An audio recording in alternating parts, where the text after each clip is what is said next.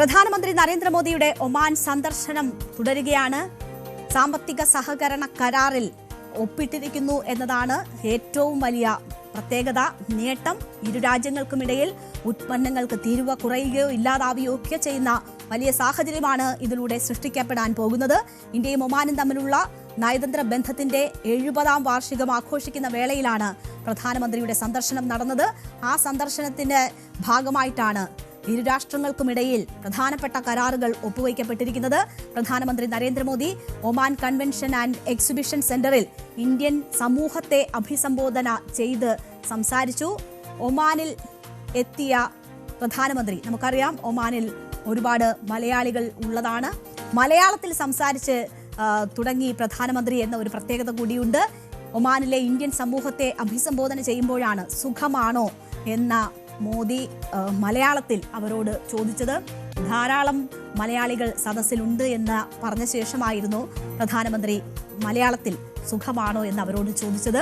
മലയാളിയിൽ മാത്രമല്ല, തമിഴ് അറിയുന്ന തമിഴ്നാട്ടുകാരായവരും തെലുങ്കരും കന്നഡ, ഗുജറാത്തി ഭാഷകൾ സംസാരിക്കുന്നവരും എല്ലാം ഇവിടെ ഉണ്ട് എന്ന് പിന്നാലെ പ്രധാനമന്ത്രി പറയുകയും ചെയ്തു. साथियों, मैं मेरे सामने एक मिनी इंडिया देख रहा हूं.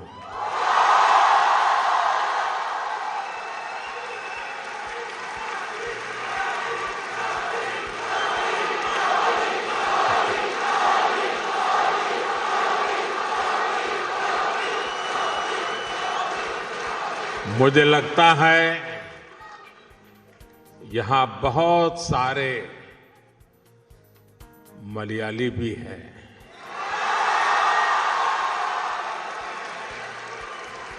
सुखमाणो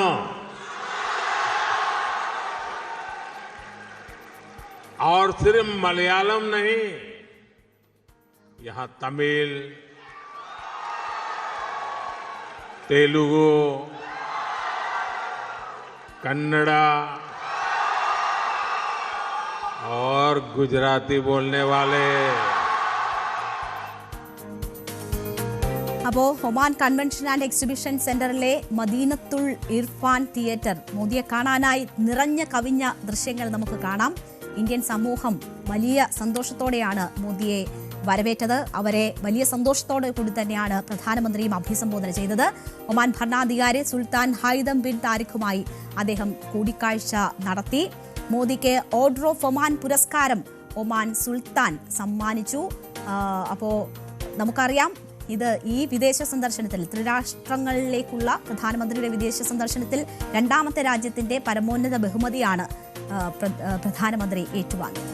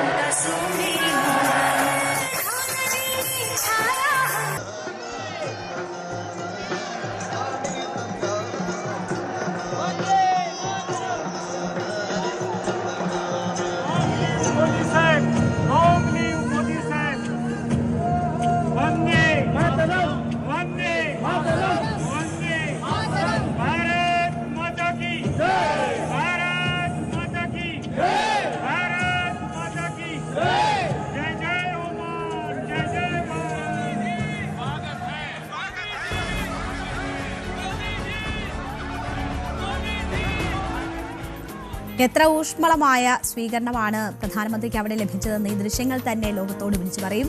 നമുക്കറിയാം, കഴിഞ്ഞ ദിവസം എത്യോപ്യ സന്ദർശിക്കവേ പ്രധാനമന്ത്രിക്ക് എത്യോപ്യ അവരുടെ പരമോന്നത ബഹുമതിയായ Great Honour Nishan of Ethiopia സമ്മാനിക്കുകയുണ്ടായി. 140 കോടി ഇന്ത്യക്കാർക്കും ആ പുരസ്കാരം സമർപ്പിക്കുന്നു എന്നതാണ് പ്രധാനമന്ത്രി അപ്പോൾ പറഞ്ഞത്. എത്യോപ്യൻ പാർലമെന്റിന്റെ സംയുക്ത സെഷനെ പ്രധാനമന്ത്രി അഭിസംബോധന ചെയ്ത് സംസാരിക്കുന്നതൊക്കെ നമ്മൾ കണ്ടതാണ്. എന്തായാലും ഒമാനും ഇന്ത്യയും തമ്മിലുള്ള സമഗ്ര സാമ്പത്തിക സഹകരണ കരാറാണ് കൂടിക്കാഴ്ചയിൽ എല്ലാവരും ഉറ്റുനോക്കിയിരുന്നത്. പ്രതിരോധം, വാണിജ്യം, സംസ്കാരം തുടങ്ങി വിവിധ മേഖലകളിലെ സഹകരണം ശക്തിപ്പെടുത്തുന്ന ചർച്ചകളും കരാറുകളും കൂടിക്കാഴ്ചയിൽ ഉണ്ടായിട്ടുണ്ട്. ഒമാൻ സന്ദർശനം പൂർത്തിയാക്കി വൈകിട്ടോടെ പ്രധാനമന്ത്രി ഡൽഹിയിലേക്ക് മടങ്ങും. പ്രധാനമന്ത്രി 3 രാഷ്ട്രങ്ങളിലേക്കുള്ള സന്ദർശനമാണ് പൂർത്തിയാക്കി ഡൽഹിയിലേക്ക് എത്തുന്നത്. ഇന്ത്യയും ഒമാനും സ്വതന്ത്ര വ്യാപാര കരാറിൽ ഒപ്പുവെച്ചിരിക്കുന്നു എന്നതാണ് ഏറ്റവും പ്രധാന നേട്ടം. പ്രധാനമന്ത്രി നരേന്ദ്രമോദി ഒമാൻ ഭരണാധികാരി ഹൈതം ബിൻ താരിഖിന്റെ സാന്നിധ്യത്തിലാണ് ഈ വ്യാപാര കരാറിൽ ഒപ്പുവെച്ചത്. 2 പതിറ്റാണ്ടിനിടെ ഒമാൻ മറ്റൊരു രാജ്യവുമായി ഒപ്പിടുന്ന ആദ്യ സ്വതന്ത്ര വ്യാപാര കരാറാണ് ഇത് എന്ന വലിയ പ്രത്യേകത കൂടിയുണ്ട്. വസ്ത്രം, ഭക്ഷ്യ സംസ്കരണം, വാഹനങ്ങൾ, രത്നങ്ങളും ആഭരണങ്ങളും, അഗ്രോ കെമിക്കൽസ്, പുനരുപയോഗ ഊർജം തുടങ്ങിയ മേഖലകളിൽ കയറ്റുമതിക്ക് ഇതിലൂടെ ഇന്ത്യക്ക് വലിയ അവസരങ്ങൾ ലഭിക്കുന്ന ഒരു സാഹചര്യം സൃഷ്ടിക്കപ്പെടും. ഇന്ത്യയിലെ 98% ഉൽപ്പന്നങ്ങൾക്കും ഒമാനിലേക്ക് നികുതിരഹിത പ്രവേശനം ഉറപ്പാകുന്ന ഒരു സാഹചര്യം ഉണ്ടാകും.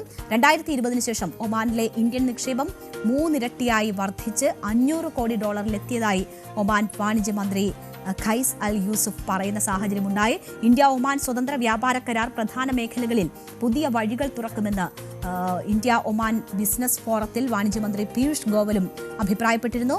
2 ദിവസത്തെ സന്ദർശനത്തിനായാണ് പ്രധാനമന്ത്രി ഒമാനിലെത്തിയത്.